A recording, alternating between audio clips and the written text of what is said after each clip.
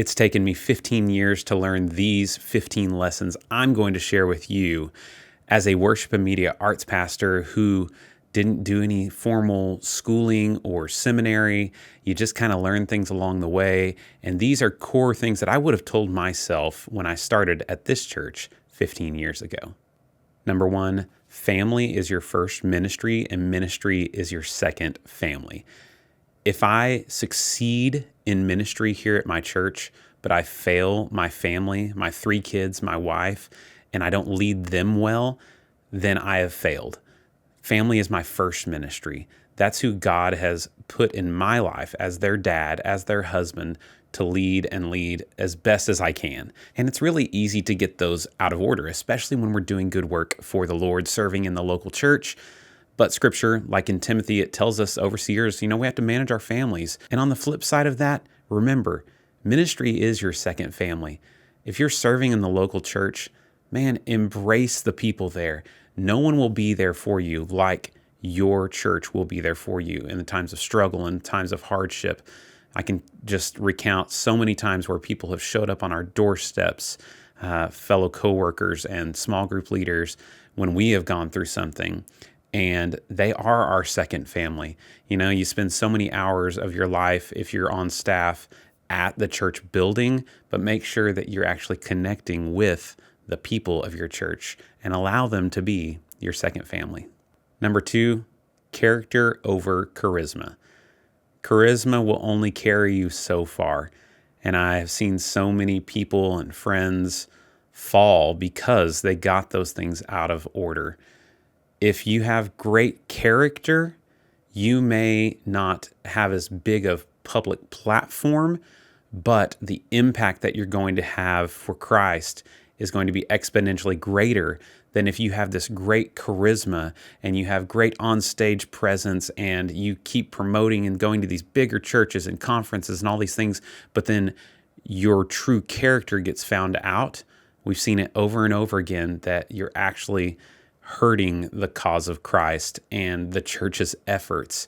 So make sure that you have greater character before you're worried about having greater charisma. Number 3, people over perfection. This is a struggle sometimes. We want things to be great. We want them to be excellent, but excellence does not equal perfection. And so as you're leading your people in your ministry, remember, care about them more than what you care about they can do for you and for your ministry. People over perfection all the time. The 4th thing I would tell myself 15 years ago as I came to this church would be that turning a large ship takes a long time. And maybe you have begun a new position at a new church and you're ready to implement some changes like I was. When I came to Central, we had traditional service and choir and handbells and all those kinds of things. And I think that the wise thing that I would tell myself is you'll be thankful if you allow the ship a long time to turn. The ship wasn't sinking, so this wasn't getting a rescue boat. The ship is still going. It just needs to kind of reshape its course. And so I just gradually implemented things along the way to redirect and reshape our worship culture here at Central. Number 5, the church isn't a ladder to be climbed. It's a circuit to be connected. The grass at the church down the road is not always greener. They've got weeds just like you do. So instead of treating full-time ministry as this ladder to be climbed, how can I explore and look for a new job at a new and bigger and better church? Why not just worry about where you are, bloom where you're planted, and be okay with just connecting with all of these different churches and work together on things. And I'm not saying that, if God calls you to a new place and it's clear, then follow God where he leads. But I've seen so many guys feel like success is getting to a bigger and bigger church, a bigger and bigger salary. I think of the scripture in Jeremiah 17:7-8, where it says that we'll be like a tree planted by still waters, that our roots go deep. We don't falter in times of winter or famine. There will be those seasons of winter and famine, but we go on producing fruit all year round.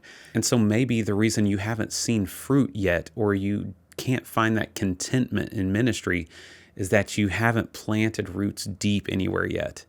There's something beautiful about being at a church for 15 years plus and just being able to see the way God continues to grow you and to grow your church as you invest in something long term.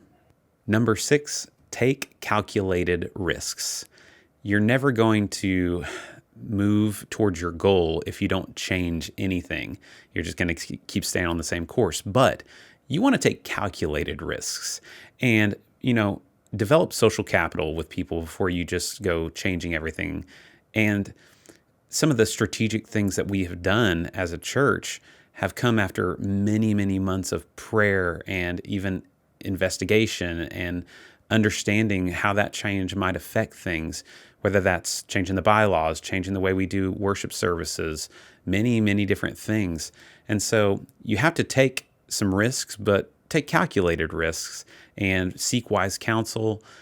Don't just be on an island and decide you're going to change things without ever talking to your pastor or talking to other people that you trust. But don't be afraid either to take some calculated risks. Number 7, working with your family is fun. A few years ago, my wife came on staff as our kids minister.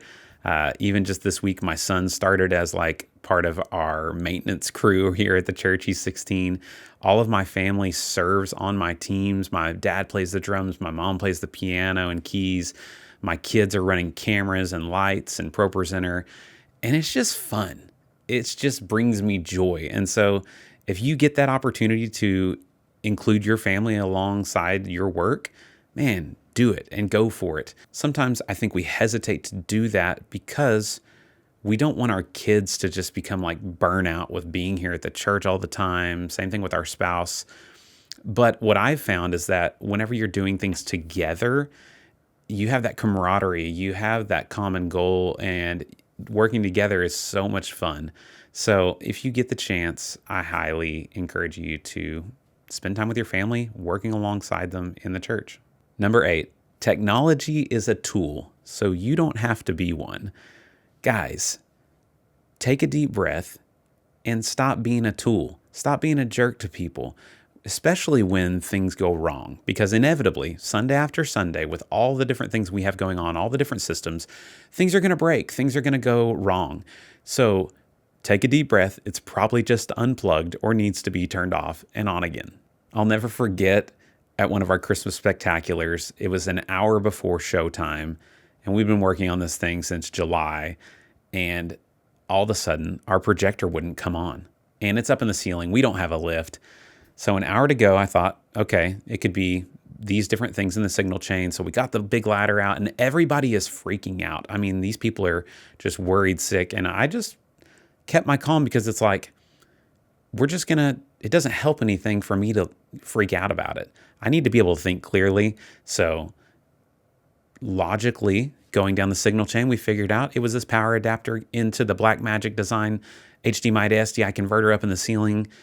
But we didn't figure that out until 15 minutes before showtime. So even whenever you're feeling it inside, just pray and ask God to give you direction and to keep you calm, because people are looking to you as the leader, and you need to be that example of steadfastness, of having peace in the middle of the storm and the chaos, or else you're just adding to the chaos, and then you're going to say things to people you wish you wouldn't say. You're going to act in ways you shouldn't act.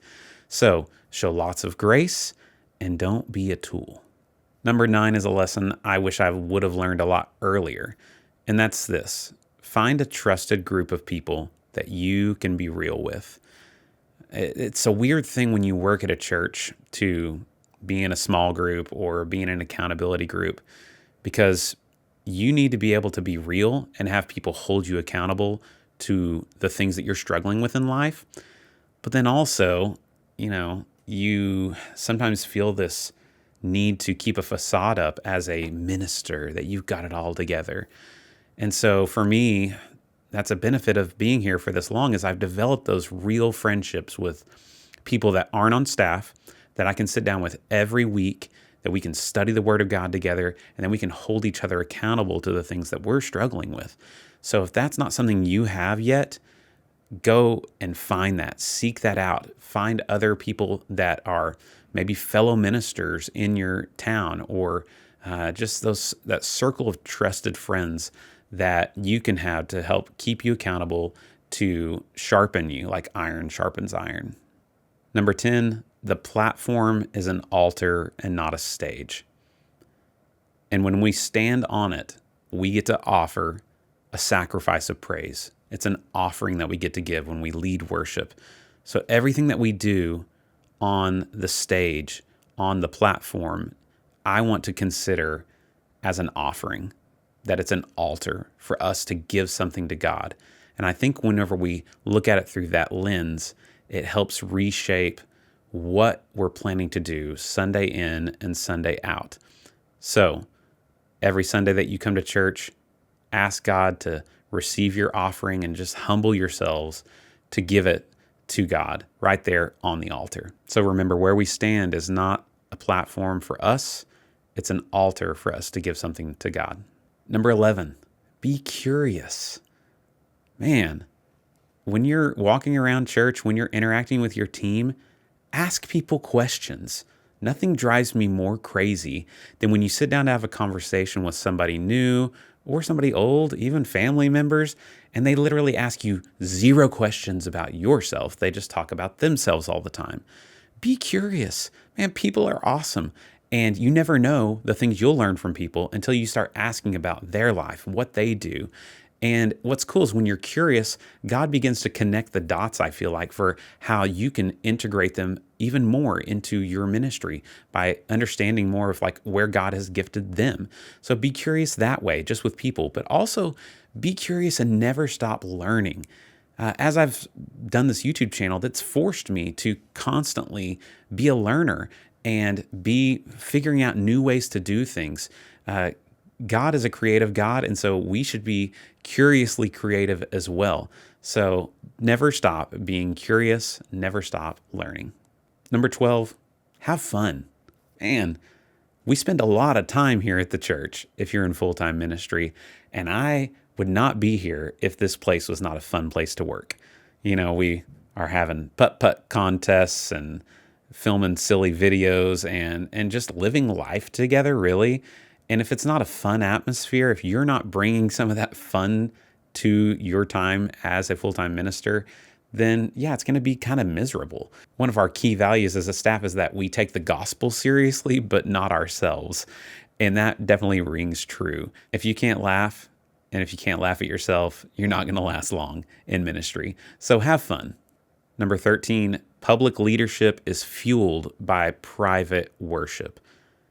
You're going to run out of content really quickly if you are not constantly going to the Lord and tasting and seeing His goodness, if you're not experiencing Him on your own. You can't lead people to a place that you've never been. So if you're a worship leader, you can't fake it for very long before people realize you have 5 little phrases that you just say between songs. You have 3 things that you always pray. You have to be seeking God on your own, that we are serving out of the overflow, right?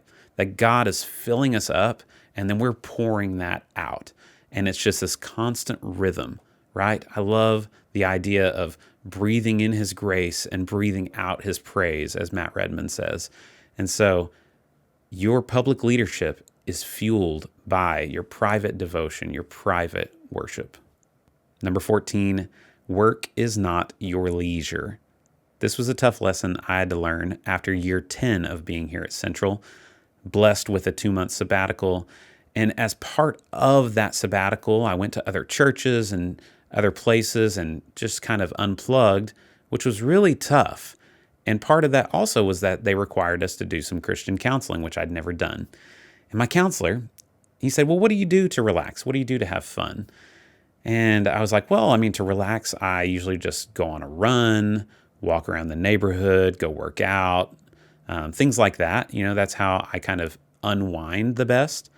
And he was like, okay, so what do you do during that run? And I'm like, well, I'm usually like listening to a podcast or something like, well, what's your podcast about? It's usually, about church technology or leading worship. And he was like, hold on. What I'm hearing is that the very activity you're utilizing to find leisure or to unwind, you're actually working during it. And so you're not disconnecting. And so that's not going to help you during the sabbatical. And so I had to force myself to stop worrying about redeeming the time. I want to make the most of every day. And so this idea of like, I'm going to redeem this time by listening to a podcast while I work out. Well, in theory, it sounds good. It actually is not probably the healthiest way to go about it. So do I still do that sometimes? Yes, but I'm a little more aware of trying to disconnect those two activities and finding things that are actually outside of the church. If you're spending every day off up at the church working on things, stop. And I say that to myself. It's so easy, but you're going to discharge your batteries. And if you're never recharging them, you're just going to eventually have a dead battery. And then you're going to feel this need to like take this big sabbatical. And that doesn't fix things. We have to have a better rhythm of ministry. And the last lesson, number 15, it's all for God's glory. Everything we do as a minister, as a volunteer in church, someone who leads worship, someone who serves on the tech team, it has to all be for God's glory and not our own. It's about making His name known and Him great, not ourselves. And it's easy to say, it's much harder to live out. I'll never forget, we finished a giant Christmas spectacular one time. We'd been working on it for months and months, poured everything that I had into this thing, felt like we did a great job presenting the gospel.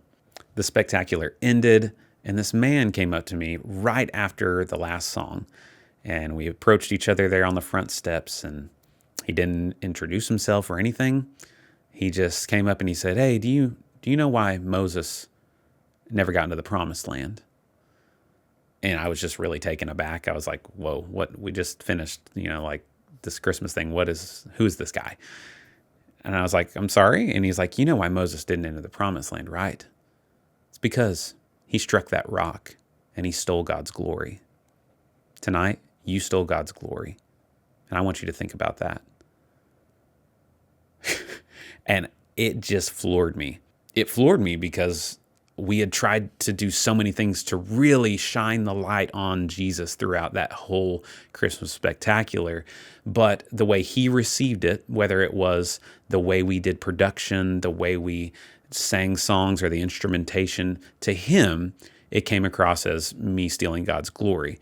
And while I didn't even know this man, and so I kind of took his correction with a grain of salt, because I think there's some wisdom there about who you listen to correction from, I still wanted to pause and evaluate. Am I stealing God's glory? Am I trying to shine the light on me more than Christ? And I think it's just a good check to have in our spirit. And it's one of the reasons why I end every video on my YouTube channel, if I remember, the same way. And it's this: we can do a lot of great things. Let's do it all for God's glory. So if you found these 15 tips helpful, let me know in the comments. Which one did you resonate with the most? Like this video.